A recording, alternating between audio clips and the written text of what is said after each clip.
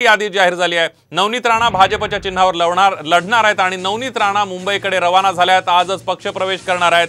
त्यांच्या उमेदवारीला बच्चू कडू आणि आनंदराव अडसुळे यांचा विरोध आहे। आपल्यासोबत आमदार बच्चू कडू आहेत। बच्चू भाऊ, आपण बघतोय की तुम्ही कालच जाहीर केलं होतं की त्यांच्या उमेदवारीला विरोध आहे आणि तरीही भाजपने उमेदवारी जाहीर केली आहे। काय आपली भूमिका असेल आता? कायम राहील। हॅलो, हा बच्चू भाऊ, येतोय आवाज, बोला। हा, आमचा विरोध कायम राहणार। तुम्ही जाहीर केलं होतं की खासदार नवनीत राणा यांना पुन्हा उमेदवारी दिली तर आम्ही वेगळा विचार करू, बंड करू, आमचा उमेदवार देऊ, तशी काय भूमिका आहे प्रहारची?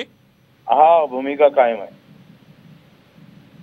तुम्ही कार्यकर्त्यांशी, पदाधिकाऱ्यांशी बोलणार या सगळ्या संदर्भामध्ये आता? हा, या सगळ्या याच्यात बोलणं झालेलं आहे आणि आमचा विरोध कायम राहणार आहे। बच्चू भाऊ, अजून एक अशी चर्चा सुरू आहे की आता 4 एप्रिलला तुमची देवेंद्र फडणवीस यांच्यासोबत सुद्धा बैठक होणार आहे। या सगळ्या आता बैठकीचा विषय संपला। अगदी आपण बघतोय बच्चू कडू यांनी थेट सांगून टाकलेलं आहे की आता बैठकांचा विषय संपलेला आहे। राणांना आमचा विरोध कायम आहे, आमचा उमेदवार आम्ही उभा करणार असल्याचं बच्चू कडू यांनी म्हटलेलं आहे।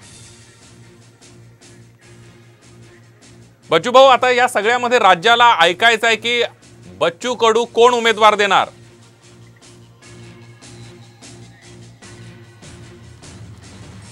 आपण बघतोय राणांना आमचा विरोध कायम असल्याचं बच्चू कडू यांनी जाहीर केलेलं आहे। बच्चू कडू यांनी अवघ्या काही शब्दांमध्येच साम टीव्हीशी बोलताना सांगितलं की राणांना आमचा विरोध कायम आहे। आता बैठकांना, कोणत्याही प्रकारच्या बैठकांना महत्त्व नाही।